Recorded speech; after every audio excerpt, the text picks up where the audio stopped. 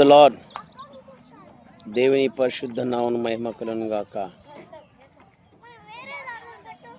రేపటి దినమున good Friday అంటే యేసుక్రీస్తు ప్రభువారు ప్రతి మానవాళి పాపల నిమిత్తము ఈ భూమి మీదకి వచ్చి తను శ్రమలు పొంది ఎన్నో బాధలు సహించి మన పాపాలన్నీ తన భుజం మీద వేసుకొని మరి నువ్వు నేను పొందవలసిన శిక్ష ఆయన పొంది ఉన్నారు.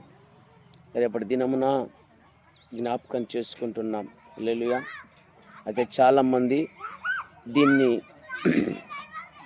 తీసుకొని చాలామంది ఏం చేస్తున్నారంటే కొన్ని సంఘాలలో సిలువ మోసేటట్టుగా మారుతున్నారు. అంటే వాళ్ళ సిలువ మోయడము ఏదో గెటాప్ వేసుకొని మేయడం జరుగుతుంది. యేసుక్రీస్తు ప్రభువారు పరిశుద్ధుడు. ఒక సిలువ మోసేది పరిశుద్ధునికే. పాపం లేకుండా జన్మించాలి, సర్వమానవాళి పాపల కొరకు రక్తము చిందించేవాడిగా ఉండాలి. అయితే తను పరిశుద్ధుడు. ఆ పరిశుద్ధుడైన దేవుణ్ణి మనము స్తుతించి ప్రార్థించి ఆరాధన చేయాలి. అంతే మన బాధ్యత. అనేకులను రాజ్యానికి సిద్ధపరచాలి. దేవుడు చెప్పినట్టుగా మార్కు సువార్త 16వ అధ్యాయము ప్రకారముగా మనము సర్వలోకానికి వెళ్ళి సువార్త ప్రకటించాలి. కానీ క్రీస్తు మోసిన సిలువ నటించడానికి మన అర్హులము కాదు. అలా చేసి దేవుని నామను దుఃఖకరంగా చేయకండి. ఒక తోటి సేవకునిగా నేను మీకు చెబుతున్నది ఏంటంటే, తన సిలువ మరణమును జ్ఞాపకం చేసుకొని అనేకులకు ఆ మరణము గురించి ప్రచురపరచుదాం.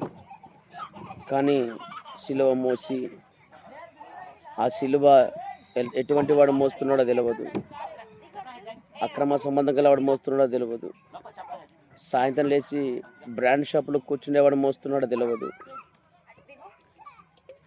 అక్రమ సంబంధాలు పెట్టుకొని పాపపూర్వత జీవితం చేస్తున్నవాడు మోస్తున్నాడో తెలియదు. సిలువ పరిశుద్ధుడు మోసాడు. పాపులమైన మనం కాదు, పాపుల కొరకు పరిశుద్ధుడు మోసాడు. యేసుక్రీస్తు సిలువ మోసినప్పుడు చప్పట్లు కొట్టలేదు, విజిల్స్ వేయలేదు, కాగితాలు పుల్లు జల్లలేదు, రొమ్ములు కొట్టుకుంటూ ఏడ్చారు. తల్లి అయిన మరియ గుండె నిరుగుండె పడిపోయింది. ఈ రోజున సిలువ మోస్తుంటే చుట్టుపక్కల ఉన్నవారు మావాడు మోస్తున్నాడు, మా కొడుకు మోసాడు, నా భర్త మోసాడు, మా ఇంట్లో మోసాడని చెప్పి చప్పట్లు కొట్టడం, విజిల్స్ చేయడం, పూలు జల్లడము, కాగితాలు జల్లడము, డీజేలు పెట్టడం జరుగుతుంది. ఇది దేవుని వాక్యానికి విరోధమైనటువంటి కార్యక్రమాలు చేయకండి దయచేసి. ప్రభు యొక్క మరణమును ప్రచురపరచుదాము. ప్రభు త్వరగా రాబోతున్నాడు. ఆయన తిరిగి తన బిడ్డలకు యుద్ధకు వచ్చి తన బిడ్డలను తీసుకుని మరలా రాబోతున్నాడు. ప్రతి మానవాళి పాపుల కొరకు మరణించి ఎన్నో శ్రమలు పొంది ఆయన మరణించి సమాధి చేయబడి 3వ దినమున పునరుత్థానుడై తిరిగి లేచి, ఓ మరణమా నీ ముళ్ళు ఎక్కడ, ఓ మరణమా నీ విజయం ఎక్కడని మరణమును సవాలు విసినవాడు ఆయన. కాబట్టి అటువంటి అర్హత మనకు లేదు. కాబట్టి ఇటువంటిది అభిప్రాయాలను మర్చిపోండి. సరైన సత్యమైన వాక్యాన్ని బోధించి సర్వసత్యంలోకి ప్రజలు నడిపిద్దాము. ప్రభు అప్పగించిన పరిచర్య నమ్మకంగా చేద్దాం. ప్రభు దీవించును గాక. రేపు చాలా చోట్ల రన్ ఫర్ జీసస్ అని మరి వారు రోడ్ల మీద నడుస్తూ ఉంటారు.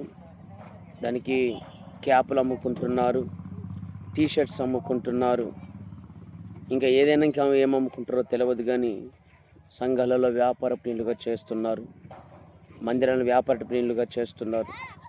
కాబట్టి వాక్యానికి విరోధమైన కార్యములు చేయకుండా ప్రభు అప్పగించిన పరిచర్య ఏమని చెప్పాడో ఆ పరిచర్య చేసి ఆ రాజ్యాన్ని కడదాము. ప్రభు మాటలు దీవించి ఆశీర్వదించి రాక సిద్ధపరచును గాక. ఆమేన్. Praise the lord.